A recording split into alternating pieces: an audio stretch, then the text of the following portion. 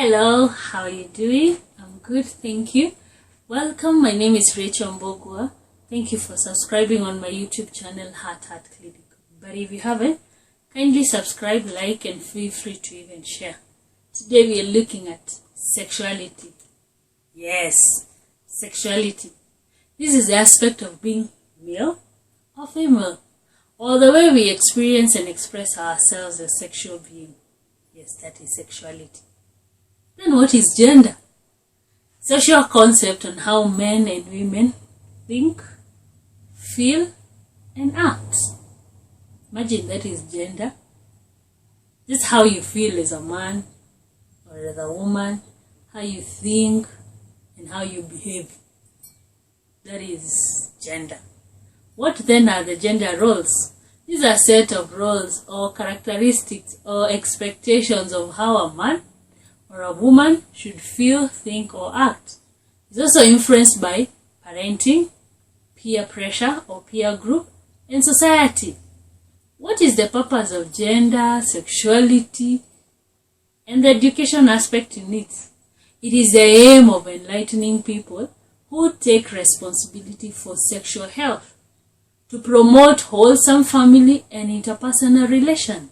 It is the aim to provide you with knowledge, skills needed to establish and practice healthful behavior. Sexuality knowledge creates self-awareness better. As one grows older, one will experience range of society, emotional, physical changes. As these occur, one may need to intensively have a knowledge on how to deal with attitude and behavior. Sex is a major aspect of personality. It is closely related to emotional and social development and can best be understood by connecting it to a total adjustment of individual in a family and society. The process of sexual development begins from birth to adulthood. Thus, it is a continuous development process throughout life. So you cannot say that it stops at a given point. It does not. Sexuality refers to your attitude and your behavior towards yourself. By the way, who told you you're a girl? How did you know you're a boy? Society. Your parents started calling you boy. Your relatives, oh, good girl.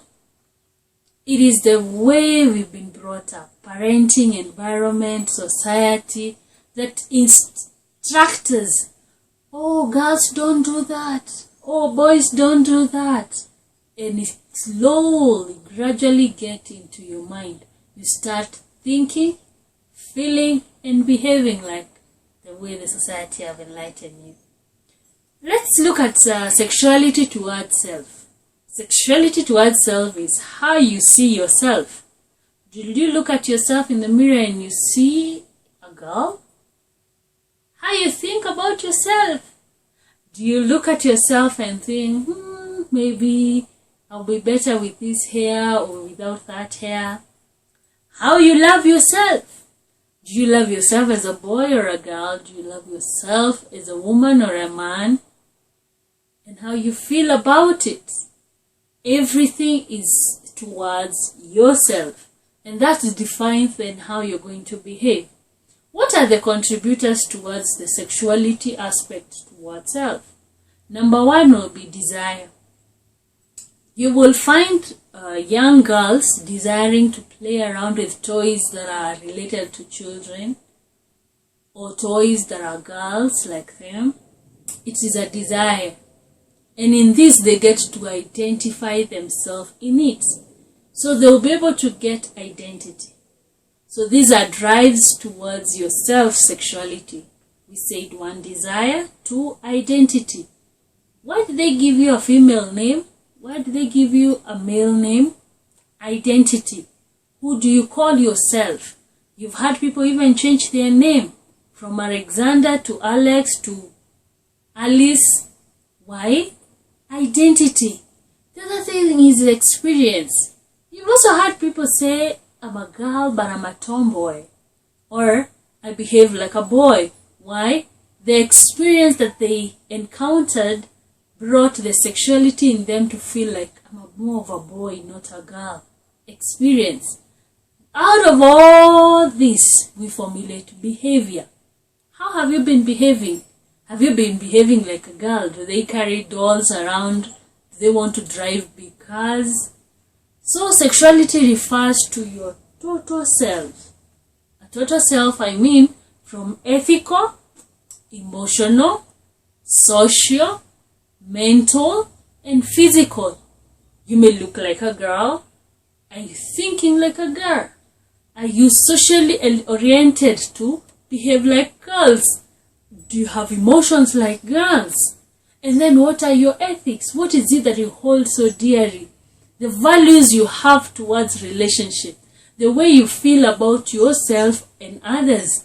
The way you interact with others. The way you think as a man or a woman. And the way you look as a man or a woman. This refers to sexuality. Let's look at the factors affecting sexual attitude and behavior. Just right from home, we have family. Yes, and in family we have the categories of culture. This is what they do. This is how you dress. Who is the first person who dressed you up? How do they dress you up? If you're a boy, do they dress you like a boy? If they are cultured, they dress you like a Maasai boy. If they had influence of your peers, how do you behave? What is it that you dress on? What is it that you listen to? Like music, the kind of music, the kind of attire you dress on, the kind of media that influences you. Have you watched movies that are African, that have influenced the way you talk, the way you think, the way you behave? So the factors influencing sexuality are family, culture, media, and peer, the people that you interact with. What are then the importance of sexuality? It is most important aspect in masculinity or feminism identification. You're able to know whether you're a man or a female. Sexuality involves the name given at birth, the toys that you played with, the clothes that you wear, the friends that you prayed with, the role and responsibility at home. And it also provides a sense of self, where your worth, when you're sexually understood, is positive. That is the worth that you get when you get to understand, yeah, they know I'm a man of the house. It is also important to have a clear outlook of yourself. Then you'll be able to focus on your good points and develop your weaknesses. If you know yourself well, you will know what you must do to stay healthy. A healthy sexuality means taking high sense of responsibility for your action, since this can affect your self-esteem, can affect your decision making, and can also affect your behavior. Let's take an assignment. Please write down a quote or even a slogan that will best describe your likes, your passion, your aspect of your own personality, and put it in your room that can inspire you. Recently, Kipchoge gave us one. No human is limited.